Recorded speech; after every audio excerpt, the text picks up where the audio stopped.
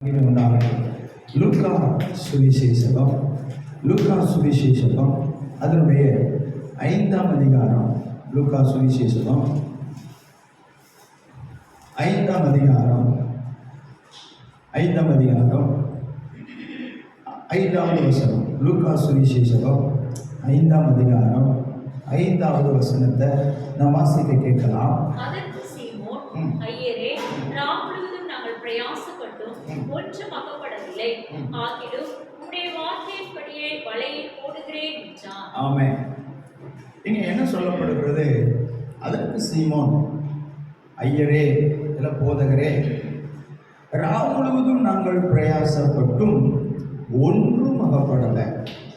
ஆகிலும் உடைய வார்த்தையின்படி வலையை போடுகிறேன். பேதுரு சொல்ற வார்த்தை என்ன பாருங்க, உங்க வார்த்தையின்படி நான் வலையை போடுகிறேன். எப்படி வலையை போடுறாங்களா? வார்த்தையின்படி. இது ரொம்ப ரொம்ப முக்கியமான ஒரு காரியம். வார்த்தையின்படி செய்கிறது ஒரு உன்னதமான அனுபவம். வார்த்தையின்படி ஓடுகிறது ஒரு உன்னதமான அனுபவம்.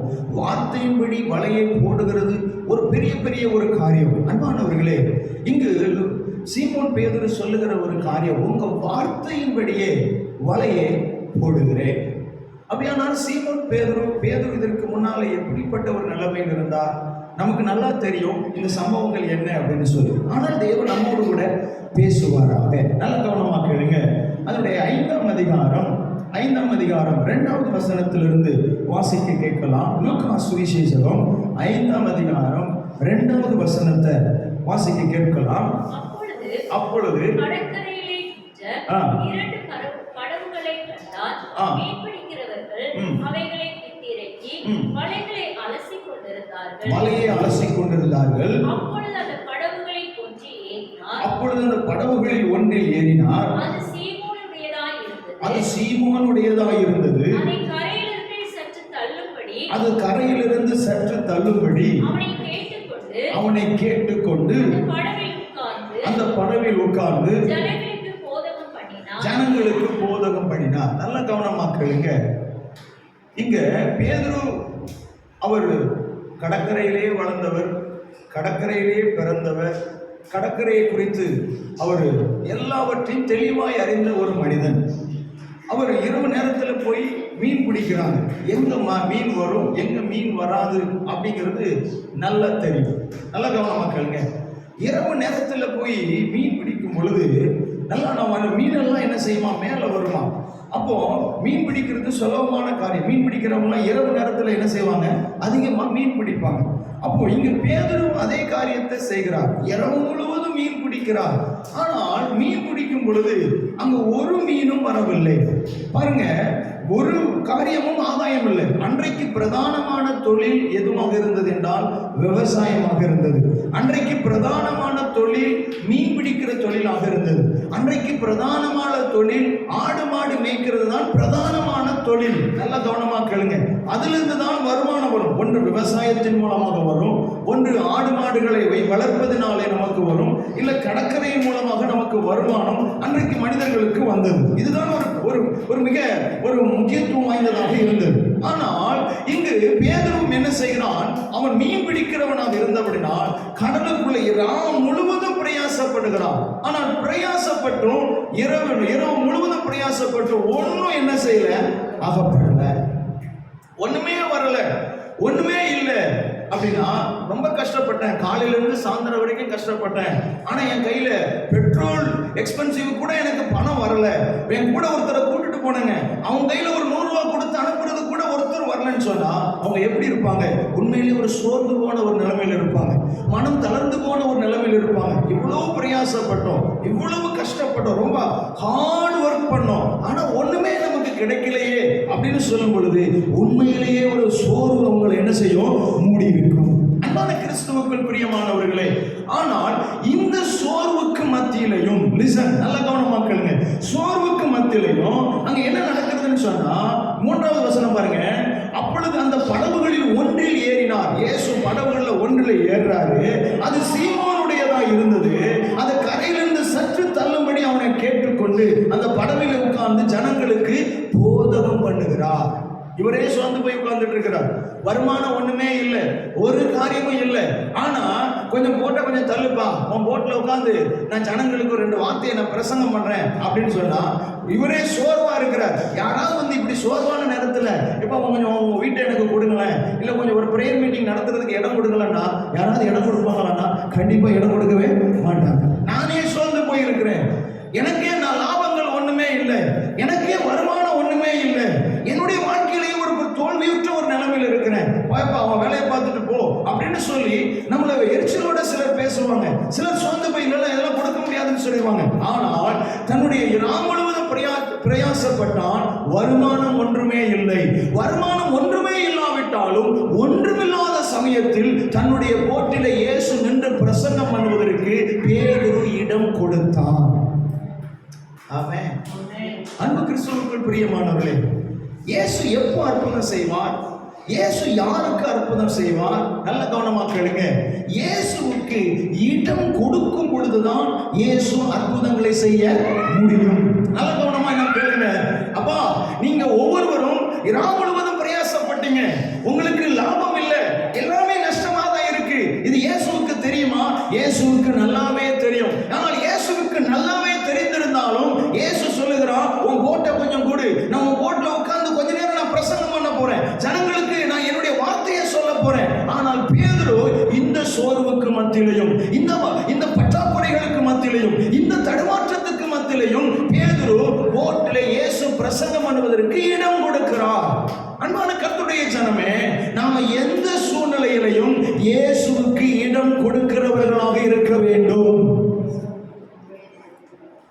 நான் டென்ஷனா இருக்கேன், என்னால இப்ப ஜெபம் பண்ண முடியாது. நிறைய பேர் சொல்லுகிற பதில், நான் ரொம்ப டென்ஷனா இருக்கேன், என்னால ஜெபம் பண்ண முடியாது. நான் ரொம்ப டென்ஷனா இருக்கேன், என்னால இப்ப ஆராதிக்க முடியாது. நான் ரொம்ப டென்ஷனா இருக்கேன், இப்போ என்னால பைபிள் வாசிக்க முடியாது. சர்ச்சை காரியங்களை ஒண்ணும் பண்ண முடியாது. நான் கர்த்தருடைய காரியங்களை ஒண்ணும் பண்ண முடியாது. நான் கொஞ்சம் ரிலாக்ஸ் ஆகணும்னு சொல்லி நிறைய பேர் என்ன பண்றாங்கன்னு சொன்னா, இப்போ கர்த்தரை தள்ளுகிறாங்க. இல்ல நாம கொஞ்சம் நெருக்கடியான சூழ்நிலை இருக்கும் பொழுது, தடுமாற்றமான ஒரு சூழ்நிலையில் இருக்கும் பொழுது நாம் யாருக்கு இடம் கொடுக்க வேண்டும்? தேவனுக்கு இடம் கொடுக்க வேண்டும். ஒரு ஆமென்னு சொல்லுங்களேன். ஆமென். நாம என்ன நினைக்கிறோம்? சோர்வு இருந்தா நான் பைபிள் வாசிக்கல, சோர்வு இருந்தா நான் ஜெபிக்கல, சோர்வு இருந்தா நான் அந்த காரியத்தை செய்யலன்னு சொல்லுகிறோம். ஆனால் நாம சோர்வு இருக்கும் பொழுது, நாம் தடுமாற்றம் இருக்கும் பொழுது, ஒரு குழப்பமான சூழ்நிலை இருக்கும் பொழுது நாம செய்ய வேண்டிய காரியம் என்ன? தேவனே, எனக்கு உம்மை விட்டால் யாரும் கிடையாது. ஒருவேளை பதிலே வராம இருந்தாலும் அவருடைய பாதத்தை பிடித்து அவருடைய பாதத்திலே விழுந்து கிடப்போமானால் கட்டாயம் தேவன் நமக்காக ஒரு வாசலை திறந்து கொடுப்பார். ஆமென். இன்னைக்கு நிறைய பேர் அப்படி செய்யல. வேதம் என்ன சொல்லுது?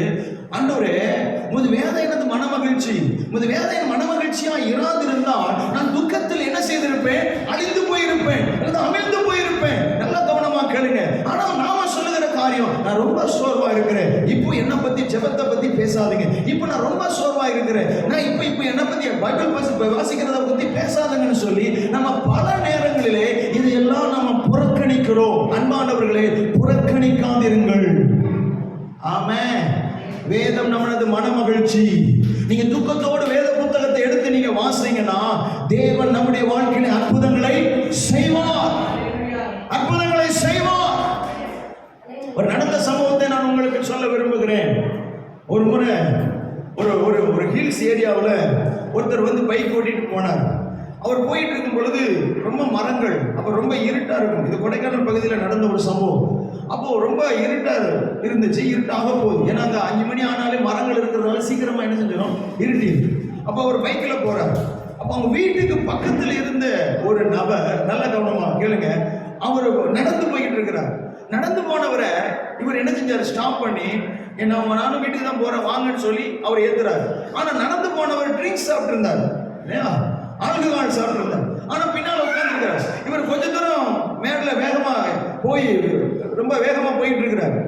அந்த ஸ்கில்ஸ் எப்படி பாம்பு மாதிரி நெளிஞ்சு தான் போகும். அப்போ அந்த மாதிரி போகும் பொழுது அங்க என்ன ஆகுதுன்னு சொன்னா, இவர் இந்த குடி போதையில பின்னால இருந்தவர் தடுமாறி கீழே என்ன செஞ்சுட்டாரு? விழுந்துட்டாரு. இவர் கீழே விழுந்தது பைக் ஓட்டுனவருக்கு என்ன செய்யாது? தெரியாது. கீழே விழுந்தது மாத்திரம் இல்ல, கீழே விழுந்தது பின்னால வந்து லாரி மேல என்ன செஞ்சிச்சு? ஏறி இறங்கிச்சு. இவர் இறந்தே போனார். ஆமா, இவர் நேரம் வீட்டுக்கு போறாரு, பின்னால இருந்த ஆளை காணும். பக்கு பக்குன்னு இவருக்கு பயம், என்ன நடந்துச்சோ தெரியலையேன்னு சொல்லி மறுபடியும் ரிட்டர்ன் என்ன செய்யறாரு, வேக வேகமா வர்றாரு. அதே ரோட்ல வந்து பார்த்தா அங்க அவர் இறந்து போய் கிடக்குறாரு.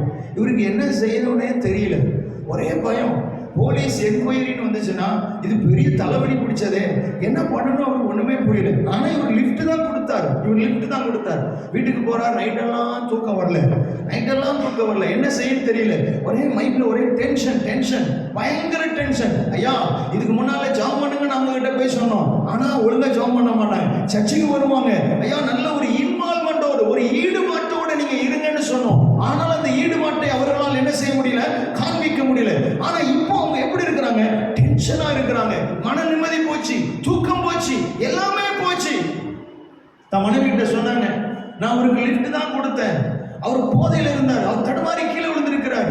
நான் கொஞ்ச தூரம் வந்து திரும்பி பார்த்தேன், காணுமேன்னு சொல்லி திரும்பி போய் பார்க்கும் பொழுது இந்த நிலைமை, இப்ப என்ன செய்யறதுன்னு எனக்கு தெரியலன்னு சொல்லி அவர் பயந்து நடுங்கிக்கிட்டு இருக்கிறார். அப்படி நடுங்கிக்கிட்டு இருக்கும் பொழுது இரவு நேரத்துல தூக்கமே இல்லை. தூக்கம் இல்லாத சமயத்துல அவர் பைபிள் அப்பதான் எடுத்து, அது வரைக்கும் வாசிங்கன்னு சொன்னா அவர் வாசிக்கவே இல்லை. அப்பதான் பைபிள் எடுத்து அவர் வாசிக்கும் பொழுது சங்கீதம் 16வது சங்கீதம் 1வது வசனம், ஒருத்தர் வாசிங்களேன். சங்கீதம் 16வது சங்கீதம் 1வது வசனத்தை வாசிக்க கேட்கலாம். சங்கீதம் 16 1வது வசனத்தை வாசிக்க கேட்போம். தேவனே நல்ல கவனமா, அவர் வேத பகுதி எடுத்து வாசிக்கும் பொழுது இந்த வசனம் வருது, தேவனே என்னை காப்பாற்றும். ஆமென். இந்த வார்த்தை அவரோட பேசுகிறது, தேவனே என்னை காப்பாற்றும். அவர் இருக்கிற பிரஷர் எப்படி, ஐயா நான் அவருக்கு லிஃப்ட் தான் கொடுத்தேன், நான் அவருக்கு ஒரு திங்கும் பண்ணல, ஆனா எனக்கு இப்போ பயமா இருக்கு, எனக்கு கலக்கமா இருக்கு, என்ன வந்துருமோன்னு சொல்லி ஒரு தடுமாற்றத்தோடு இருக்கிறேன். அப்ப இந்த வார்த்தை அவரோடு கூட பேசுகிறது, தேவனே என்னை காப்பாற்றும். ஒரு அல்லேலூயா சொல்லுங்களேன். நாம என்ன நினைக்கிறோம், சோர்ந்து போனா பைபிள் படிக்க முடியல அப்படி நாம சொல்றோம். ஆனா ஒரு நடுக்கத்தோடு கூட இந்த பைபிளை திறந்தா தேவன் மனிதனோடு கூட பேசுகிறார், தேவனே என்னை என்ன செய்யும், காப்பாற்றும். ஒரு ஆமென்னு சொல்லுங்களேன். இந்த வார்த்தை கிடைச்சதுக்கு அப்புறம் தான் அவருடைய இருதயம் என்ன செஞ்சுச்சான், ஒரு மன ஆறுதல் அடைஞ்சான். அது அவரே சொன்ன சாட்சி. கரங்களை தட்டி கர்த்தரை மகிமைப்படுத்தலாமே, ஒரு ஆமென்னு சொல்லலாமே. நாம என்ன பண்ணுகிறோம், சோர்வு நேரத்துல தேவனுக்கு இடம் கொடுக்கிறது இல்லை. அன்பானவர்களே, பேதுரு என்ன பண்ணினா, ராம் முழுவதும் பிரயாசப்பட்டா, ஆனால் ஒன்றும் அகப்படலை. ஆனால் தேவன் அதுல ஏறி பிரசங்கம் பண்ணுவதற்கு பேதுரு தன்னுடைய இடத்தை, அதனுடைய போட்டை இடம் கொடுக்கிறார். இன்னைக்கு நாமும் நம்முடைய இருதயத்துல நெருக்கடியான சூழ்நிலை இருந்தாலும் தேவனுக்கென்று இடம் கொடுப்போம், தேவனுடைய வார்த்தைக்கென்று இடம் கொடுப்போம். ஆமென். தேவனை ஆராதிப்பதற்கென்று இடம் கொடுப்போமானால் கர்த்தர் கட்டாயம் நன்மையான காரியங்களை செய்வார். ஆமென். ஆனா நாம எப்படி இருக்கோம், இப்போ இந்த நேரத்துல என்கிட்ட ஒண்ணுமே பேசாதீங்க, பேசினா நான் பதில் பேசுற மனநிலைமையில இல்ல. இது வந்து சாதாரண ஒரு நிலைப்பாடு. அன்பானவர்களே, நல்ல கவனமாக, எந்த சூழ்நிலையா இருந்தாலும் இயேசுவுக்கு இடம் கொடுங்க.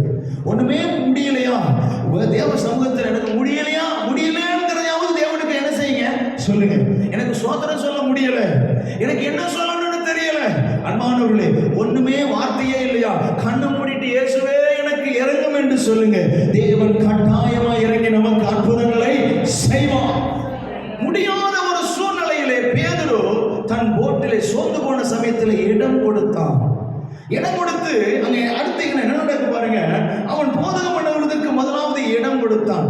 இரண்டாவது தேவன் என்ன சொல்லுகிறார், போதகத்தெல்லாம் முடிச்சதுக்கு அப்புறம் 4வது வசனம் என்ன சொல்லுது, அவர் போதகம் பண்ணி முடித்த பின்பு சீமோனை நோக்கி, நல்ல கவனமா கேளுங்க, போதகம் பண்ணி முடித்த பின்பு. என்னைக்குமே நாம தேவனுக்கு இடம் கொடுக்கணும்.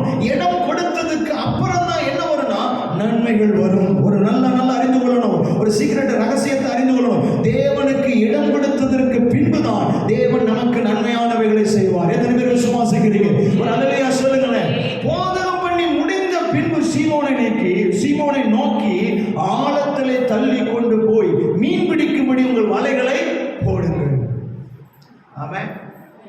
இப்ப பேதுரு முதல்ல வந்து இல்ல நான் முழுவதும் பிரயாசப்பட்டேன், எனக்கு உங்க போட்டெல்லாம் கொடுக்க முடியாது அப்படின்னு சொல்லி இயேசு கிறிஸ்துவை தள்ளி இருந்தாங்கன்னா இயேசு இப்போ நான் உனக்கு மீனை தரப்போறேன்னு சொல்லியிருப்பாரா? நல்ல கவனமா கேளுங்க. நீங்க இடம் கொடுக்கும் பொழுதுதான் தேவன் நமக்கு நன்மைகளை செய்ய முடியும். இயேசு சொல்லுகிறார், என்ன சொல்லுகிறார்? நல்ல கவனமா கேளுங்க. ஆழத்திலே தள்ளி கொண்டு போ. போட்ட என்ன பண்ண? ஆழத்துல தள்ளி கொண்டு போ அப்படிங்கிற. நல்லா நாம் அறிந்து கொள்ள வேண்டும். நீ முழுவதும் பிரயாசப்பட்ட சீமோன், நீ ஒன்றும் அகப்படல சீமோன். நீ உன்னுடைய பிசினஸ்ல தோல்வியான நிலைமையில் இருக்கிறாய். நீ சோர்ந்து போயிருக்கிறாய். நீ தோல்வியான சூழ்நிலையிலும் சோர்ந்துமான சூழ்நிலையிலும் நீ தேவனுடைய பிரசங்கம் பண்ணுவதற்கு உன்னுடைய ஓட்டை கொடுத்தாய். நான் உன்னை வெறுமையாக விடுவதற்கு எனக்கு மனமில்லை. உன்னை நன்மையினால் நான் நிரப்ப போகிறேன். நீ என்ன பண்ணு? ஆழத்திலே கொண்டு போய் உன் வலையை போடு. ஆமென். ஆழத்துல வலையை கொண்டு போய் போடு. நல்ல கவனமா கேளுங்க. என்னைக்குமே நம்ம தேவனுக்கு முதலாவது இடம் கொடுத்தாதான் கர்த்தர் பின்னால நமக்கு அற்புதங்களை செய்வார். 3 நாள் இயேசு கிறிஸ்துவுடைய வார்த்தையை கேட்டுக்கொண்டே இருந்தாங்க. சாப்பிடல, ஒன்றும் பண்ணல. 3 நாள் உட்கார்ந்து பிரசங்கம் கேட்டுக்கிட்டே இருக்காங்க, வார்த்தைகளை கேட்டுக்கிட்டே இருக்காங்க. இப்ப இயேசு பார்க்கிறாரு, 3 நாள் கேட்டுக்கிட்டே இருக்கிறாங்க. வழியில போனா சோர்ந்து போயிடுவாங்களேன்னு சொல்லி தேவனே என்ன செஞ்சாரு? அவங்களுக்கு சாப்பாடெல்லாம் அரேஞ்ச் பண்றாரு. நல்ல கவனமா கேளுங்க. அது 5000 பேர் என்ன செஞ்சாங்களாம்? சாப்பிட்டாங்களாம். சாப்பிட்டு திருப்தியானதாக நாம் என்ன செய்கிறோம்? பார்க்கிறோம். அன்பு கிறிஸ்துவுக்குள் பிரியமானவர்களே, நல்ல கவனமா கேளுங்க. இன்னைக்கு நல்லா நாம புரிந்து கொள்ளணும். அப்போ தேவனுக்கும் தேவனுடைய வார்த்தைகளுக்கும் நாம முக்கியத்துவம் கொடுக்கும் பொழுது, தேவனுடைய சமூகத்திற்கு நாம முக்கியத்துவம் கொடுக்கும் பொழுது, அற்புதங்களை நாம கேட்க வேண்டாம். தேவனே நமக்கு தருவதற்கு அவர் என்ன செய்வார்? முன் வருவார். ஒரு ஆமென் சொல்லுங்களேன். நல்லா நாம் அறிந்து கொள்ள வேண்டிய ஒரு காரியம் என்ன? நான் தேவனுக்கு இடம் கொடுக்கிறேன். ஐயா, எனக்கு பற்றாக்குறை இருக்கிறது, எனக்கு ஒண்ணுமே என் பிசினஸ்ல தோல்வி விட்டுட்டேன், நான் தடுமாற்றத்தோடு இருக்கிறேன், எல்லாத்திலையும் நான் தோற்று போன நிலைமையில் இருக்கிறேன். ஆனால் நான் தேவனுக்கு முக்கியத்துவம் கொடுக்கிறேன், தேவனுடைய வார்த்தைகளுக்கு முக்கியத்துவம் கொடுக்கிறேன்னு நம்ம முக்கியத்துவம் கொடுக்க கொடுக்க தேவன் ஒன்றை நாம் தெளிவாக புரிந்து கொள்ளணும். தேவன் நம்மை குறித்து அதிகமாய் சிந்தித்து நம்முடைய வாழ்க்கையில் தேவன் அற்புதங்களை செய்யும்படியாக இறங்கி வருவார். ஆமென். நாம் கேட்காமலேயே தேவன் நமக்கு அற்புதங்களை செய்வார். இப்ப பேதர் கேட்டாரா? ஐயா, நான் முழுவதும் பிரயாசப்பட்டேன், நீங்க குருடங்களை பார்க்க வைக்கிறீங்களே, செவிடங்களை கேட்க வைக்கிறீங்களே, வியாதியஸ்தர்களுக்கெல்லாம் குணமாக்குறீங்களே, பிசாசுகளை துரத்துறீங்களே, ஏன் எனக்கு ஒரு அற்புதத்தை செய்யுங்களேன்னு சொல்லி பேதுருக்கு பெட்டிஷன் போட்டாரா? கேட்டாரா? இல்ல. இயேசுவே தாமாக முன் வந்து சொல்கிறார், நீ ஆழத்திலே வலையை கொண்டு போய் போடு. ஆமென். அன்பானவர்களே, நாம் தேவனுக்கு இடம் கொடுத்தால் நம் எந்த இடத்துல சோர்வோடு இருக்கிறோம், நாம் எந்த இடத்துல அழுது கொண்டு இருக்கிறோம் என்பதை தேவன் அறிந்து நம்முடைய அழுகையை துடைப்பதற்கு அவரே தாமாக முன் வருவார். ஒரு ஆமென் சொல்லுங்களேன். இப்ப தாமாகவே அவர் முன் வந்தவர் சொல்லுகிறார், நீ ஆழத்துல கொண்டு போய் வலையை போடு. ஆழத்துல கொண்டு போய் வலையை போடு. போடுன்னு சொல்லும்படி இப்ப தேவன் என்ன பண்ணுகிறார்? மீன் பிடிக்கும்படி உங்கள் வலைகளை போடுங்கள் என்றார். அதற்கு சீமோன், ஐயரே, முழுவதும் நாங்கள் என்ன செய்யும்? பிரயாசப்பட்டோம். நைட்டு முழுவதும் பிரயாசப்பட்டேயா, ஆனா ஒண்ணுமே ஆகப்படல. பேதருக்கு எல்லாமே தெரியும். கடற்கரையில எங்க மீன் இருக்கு, எங்க மீன் இல்லை, இப்ப போனோம்னா மீன் பிடிக்க முடியுமா அப்படின்னு எல்லாமே தெரியும். ஆனா அவர் சொல்லுகிறான், நாங்க முழுவதும் பிரயாசப்பட்டோம், ஒன்னும் ஆகப்படல. அப்ப உடனே அடுத்து சொல்றான், உங்க வார்த்தையின்படியே நான் வலைய போடுறேன். ஒரு அல்லையா சொல்லுங்களேன். உங்க வார்த்தையின்படியே நான் வலைய போடுகிறேன். ஏசு இடையில ரெண்டாவது குறுக்கவே இல்லை, எதுவுமே பேசல. பேதுரு சொல்லுகிற காரியம் என்ன? உங்க வார்த்தையின்படியே நான் செய்கிறேன். அன்பு கிறிஸ்துவுக்குள் பிரியமானவர்களே, எதை செய்தாலும் நீங்கள் கர்த்தருடைய வார்த்தையின்படியே செய்யுங்கள். அதுவே நமக்கு ஆசீர்வாதத்தை கொண்டு வரும். ஆமென் சொல்லுங்களேன். அன்பானவர்களே, நேற்று நான் தோற்று போனேன், முந்தா நாள் நான் தோற்று போனேன், கடந்த வாரம் நான் தோற்று போனேன். இயேசு சொல்லுகிறார், இப்பொழுது சொல்லுகிறார், உன் வலையை கொண்டு போய் போடு. நீ போவாயானால் நீ எந்த இடத்துல தோற்று போனாயோ, எந்த இடத்துல நீ அவமானப்பட்டாயோ, எந்த இடத்துல நீ துக்கப்பட்டு வந்தாயோ, அதே இடத்துல நான் உன் முகத்தை பிரகாசிக்க பண்ணுவேன். ஆமென். அவர் வார்த்தையின்படியே செய்யும். இன்னைக்கு நம்ம வார்த்தையின்படி செய்கிறோமா? அன்பு கிறிஸ்துவுக்குள் பிரியமானவர்களே, இன்னைக்கு நம்ம தேவனுடைய வார்த்தையின்படி செய்கிறோமா என்றால், இன்னைக்கு வார்த்தையின்படி செய்யல. இன்னைக்கு இது நமக்கு நல்லதா தோன்றுகிறது, நமக்கு சரின்னு படுகிறது, நமக்கு சரின்னு படுகிறத நாம செய்கிறோம். ஆனால் தேவன் இதை சொன்னாரா? தேவனுடைய வார்த்தை நமக்கு இதை சொல்லுகிறதா என்று சொல்லி நாம் அறிந்து வார்த்தையின்படி நாம் செய்வோமானால் கட்டாயம் தேவன் நமக்கு நன்மையானதை செய்வார். ஒரு ஆமென் சொல்லலாமே.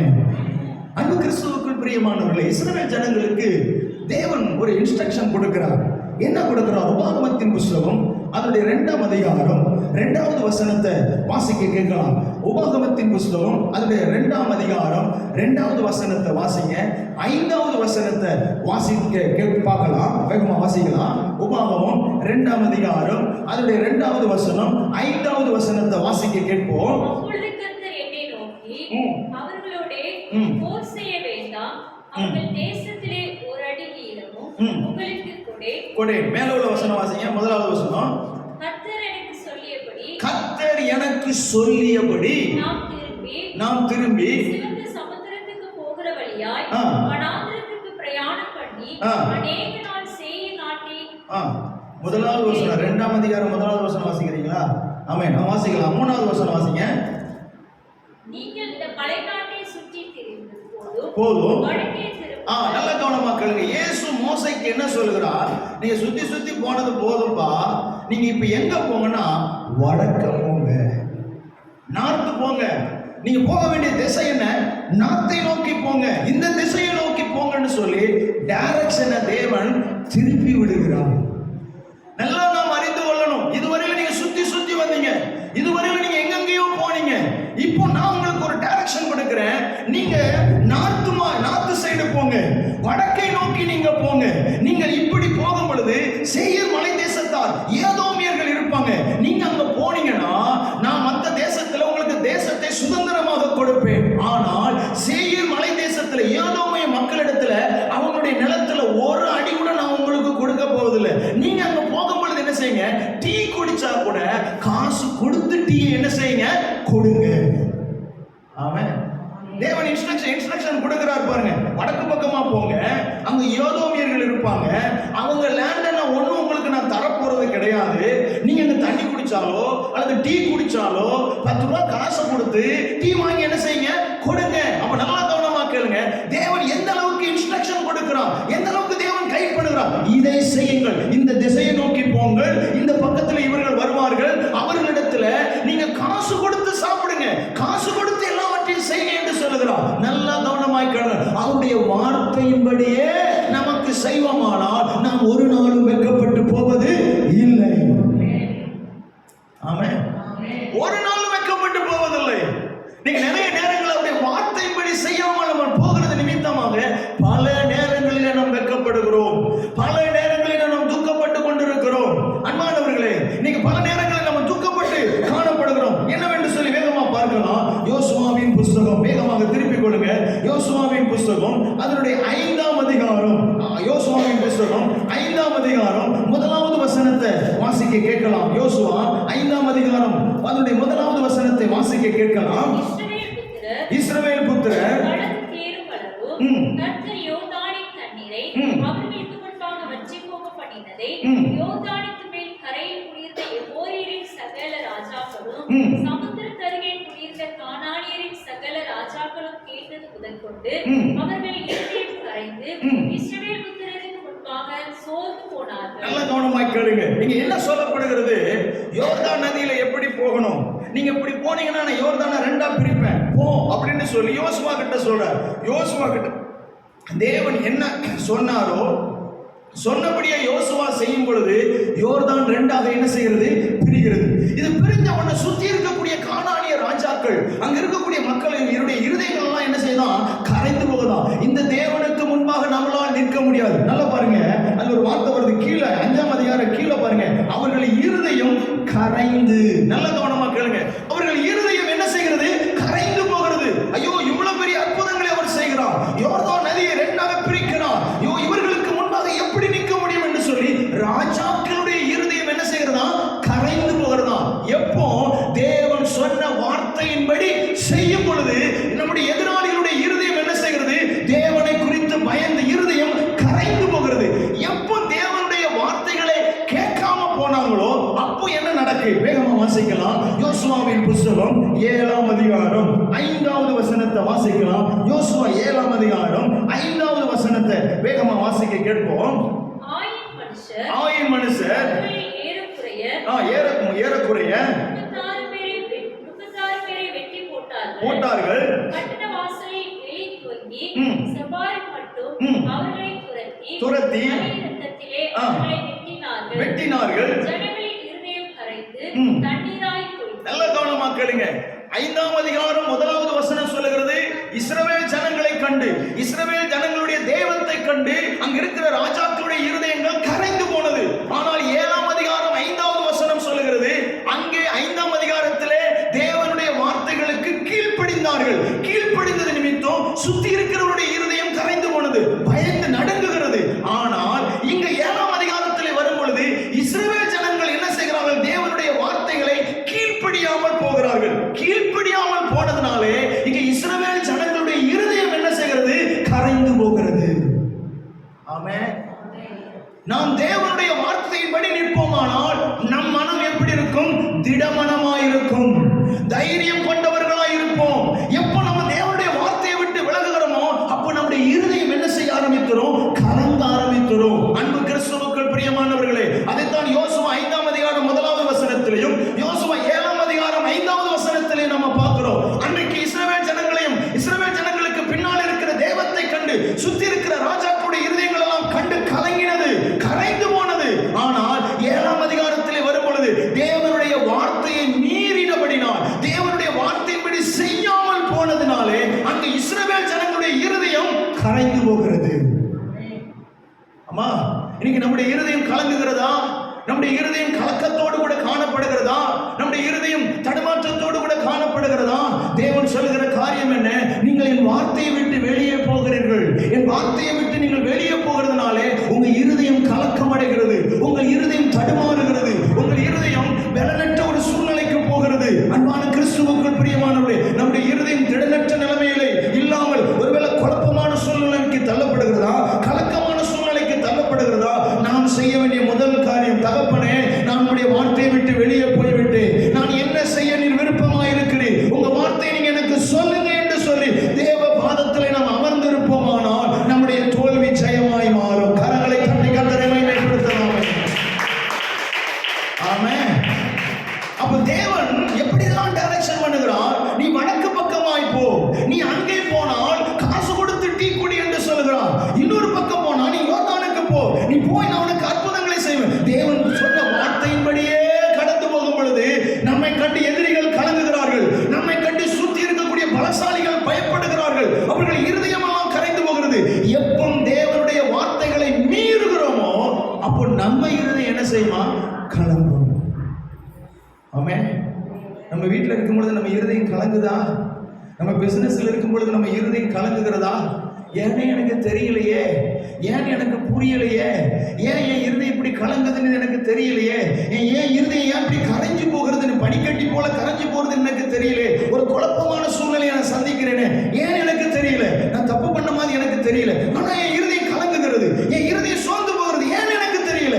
அன்பு கிறிஸ்துவுக்குள் பிரியமானவர்களே, ஒருவேளை நாம இந்த சூழ்நிலையில இப்படிப்பட்ட நிலைமையில தள்ளப்பட்டிருந்தா நாம் செய்ய வேண்டிய ஒரே ஒரு காரியம், உடனே தேவ சமூகத்தில் உட்கார்ந்து நான் என்ன செய்ய நிசித்தமா இருக்கிறேன், உங்க வார்த்தை என்ன, நான் எப்படி போக நீர் விரும்புகிறேன், எனக்கு சொல்லுங்கப்பா, உங்க வார்த்தையை சொல்லுங்கப்பா. என் இருதயம் கலங்குகிறது, என் இருதயம் சோர்ந்து போகிறது, என் இருதயம் தடமாகிறது, என்னை கண்டு மற்றவருடைய இருதயம் கலங்கினது, இப்போ என்னுடைய இருதயமே கலங்குகிறது, என்னவென்று எனக்கு தெரியல, நான் எங்கேயோ ஒரு பிசகி போயிருக்கிறேன், உங்க வார்த்தை எனக்கு சொல்லுங்கப்பா என்று சொல்லும் பொழுது தேவன் அவருடைய வார்த்தை நமக்கு சொல்லுவார். ஆமென். ஒருவேளை பிசினஸ் பண்ணுகிற இடத்துல, நம்ம வேலை செய்கிற இடத்துல, நம்ம குடியிருக்கிற பக்கத்துல, நம்ம பழகுகிற ஜனங்களிடத்துல நம்மை குறித்து ஒரு சமயத்தில் நீங்களாம் யாருங்க? தேவனுடைய பிள்ளை, நீங்க எப்படிப்பட்ட ஆட்கள் தெரியுமா? மற்றவங்க சொல்லுவாங்க. இப்ப சில நேரம் நாம போய் நிற்கும் பொழுது நமக்குள்ள கால இருதயம் கலங்குகிறதா?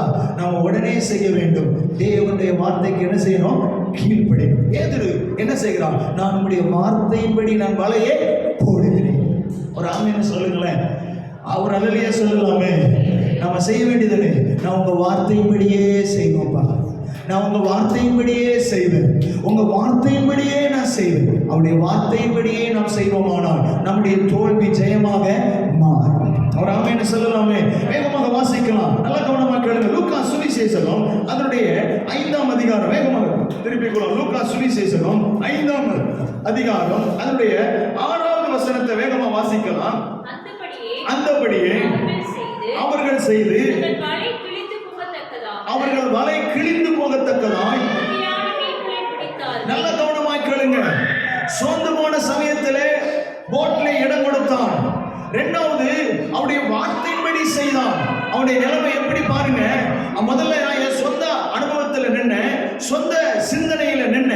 இப்போ பேதுரு என்ன செய்கிறார்? அவர் யாருடைய சிந்தனையில நிற்கிறார்? யாருடைய விருப்பத்தில் நிற்கிறார்? தேவனுடைய விருப்பத்தில் நிற்கிறார். தேவனுடைய விருப்பத்தில் நின்று செயல்பட்டது நிமித்தமாய் அங்க என்ன நடக்குன்னா, அவர்கள் செய்து தங்கள் வலை கிழிந்து போகத்தக்கதாக மிகுதியான மீன்களை பிடித்தார்கள். கரங்களை தட்டி கர்த்தரை மகிமைப்படுத்தலாமே. கரங்களை தட்டி கர்த்தரை மகிமைப்படுத்தலாமே. ஆமென். மிகுதியான நன்மைகள். கொஞ்ச நேரம் வரைக்கும் பேதுரு சோர்ந்து போயிருந்தான். கொஞ்ச நேரம் முன்பு வரைக்கும் பேதுரு வாடி போயிருந்தான். மிகுந்த ஒரு மன உளைச்சலோடு கூட இருந்தான். இப்போ அடுத்து ஒரு மணி நேரம், ஒரு 2 மணி நேரத்துக்குள்ள தேவனுடைய சூழ்நிலை அப்படியே தலைகளாக மாற்றுகிறார். ஏன் எப்படி மாறினது?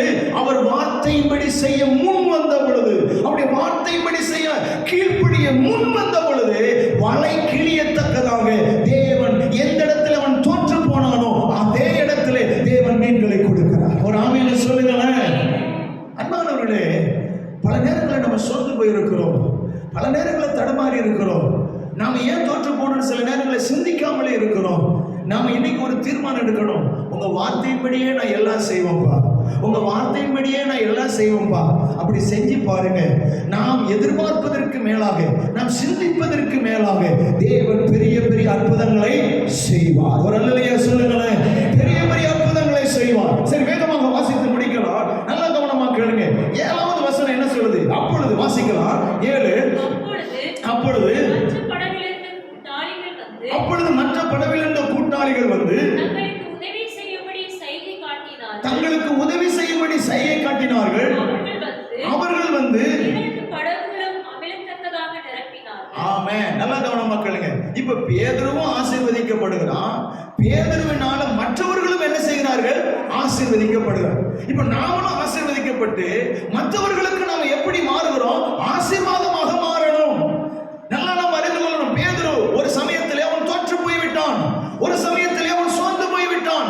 ஒரு சமயத்திலே ஒரு ரொம்ப வறண்டு போன ஒரு சூழ்நிலைக்கு தள்ளப்பட்டு விட்டான். ஆனால் எப்பொழுது பேதுரு இயேசுவினுடைய வார்த்தைகளுக்கு கீழ்ப்படிய முன் வருகிறானோ அந்த சமயத்திலே பேதுருவும் ஆசீர்வதிக்கப்படுகிறான். பேதுருவின் மூலமாக மற்றவர்களும் என்ன செய்கிறார்கள்? ஆசீர்வதிக்கப்படுகிறார்கள். ஒரு அல்லேலூயா சொல்லலாமே. ஐயா, எனக்கு என்ன வருமானம் இருக்கு? எனக்கு என்ன காரியம் இருக்கு?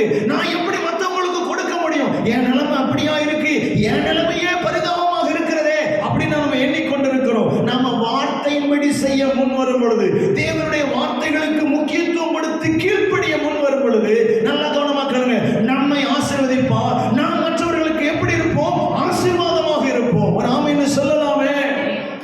ஆமென். நம்மளும் ஆசீர்வதிக்கப்பட்டு நாம மற்றவங்களுக்கு எப்படி இருக்கணும்? ஆசீர்வாதமா இருக்கும். நிறைய நேரங்களில் நினைக்கிறோம், நான் மற்றவங்களுக்கு கொடுக்கணும்னு நினைக்கிறேன், முடியலைங்க.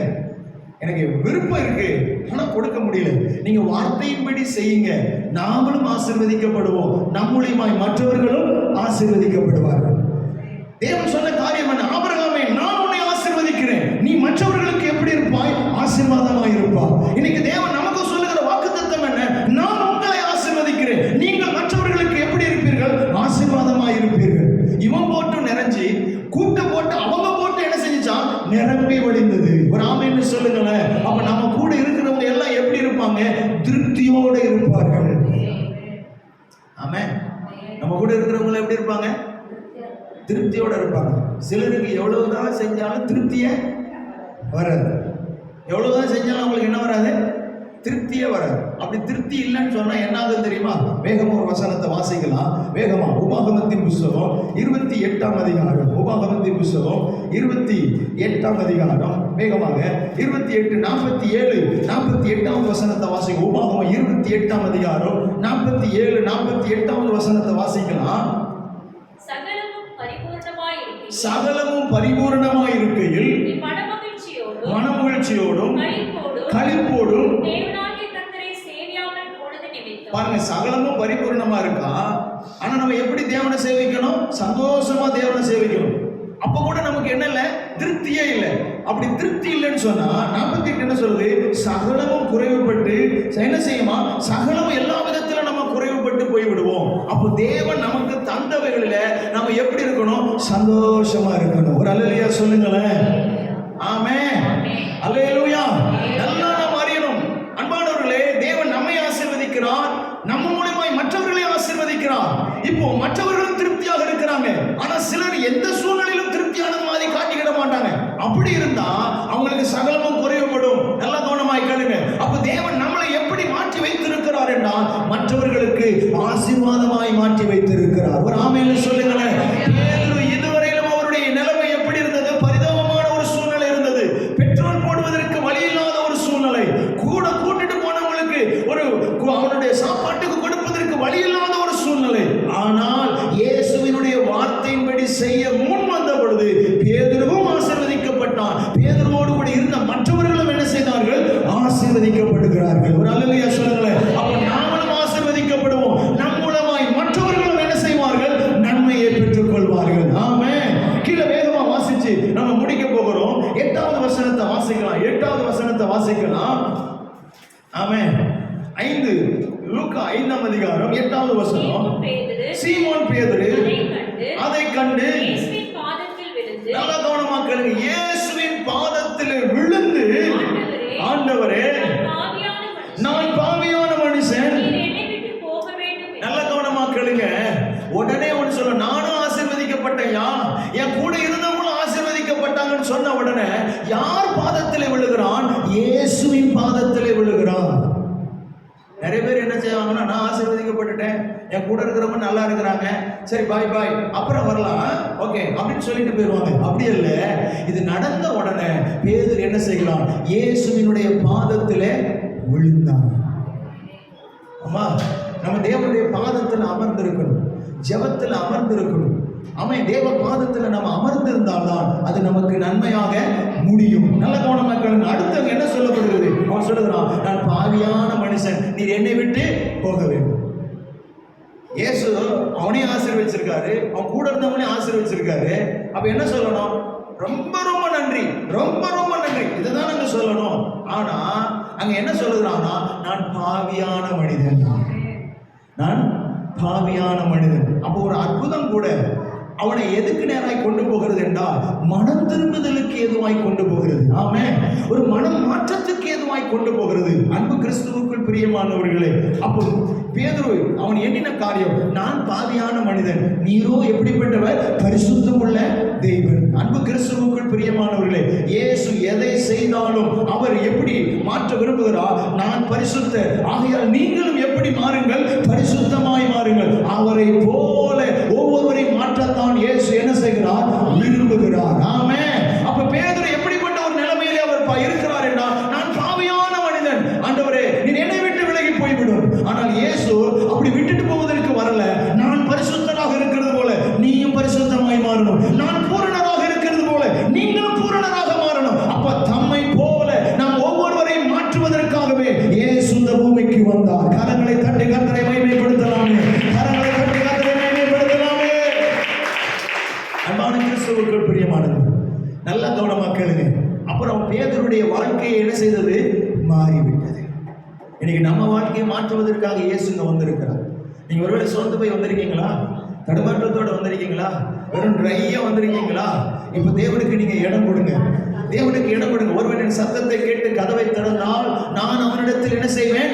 பிரவேசிப்பேன். ஆமென். இயேசு கதவை தட்டுகிறார். அப்பா, நான் இந்த மாதிரியான சூழ்நிலை தான் இருக்கிறேன், நீங்க வாங்கப்பா அப்படின்னு நீங்க இடம் கொடுப்பீர்களானால் உங்க சூழ்நிலை எல்லாம் தலைகீழாய் மாறும். ஒரு ஆமென் சொல்லுங்களேன். இதுவரையில் ஒன்றுமில்லாதவர்கள் எல்லாம் வலை கிழியத்தக்க வண்ணமான ஒரு நிறைவான நன்மைக்குள்ளே கர்த்தர் எடுத்துக்கொண்டு போகிறார். ஒரு 2 hours சூழ்நிலை என்ன செய்து விட்டது? மாறிவிட்டது. இன்னைக்கு நம்முடைய சூழ்நிலையை தேவன் மாற்ற போகிறார். ஆமென். இந்த பிரேயருக்கு முன் பிரேயருக்கு பின் அப்படிங்கிற நிலைமையை கர்த்தர் என்ன செய்ய போகிறார்? மாற்றத்தை கொடுக்க போகிறார். அன்பு கிறிஸ்துவுக்குள் பிரியமானவர்களே, இன்றைக்கு நாம ஒரு தீர்மானம் எடுக்கணும். நான் உமக்கு இடம் கொடுக்கிறேன், உங்க வார்த்தையின்படியே செய்ய நான் முன் வருகிறேன், உங்க பாதத்துல நான் விழுந்து கிடப்பேன் அப்பா என்று சொல்லி நாம முன் வருவோமானால் நம்முடைய இழப்புகளை தேவன் நன்மைக்கு ஏதுவாக மாற்றி நம்மையும் ஆசீர்வதித்து நம்மோடு கூட இருக்கிற மற்றவர்களையும் இயேசு என்ன செய்வார்? ஆசீர்வதிப்பார்.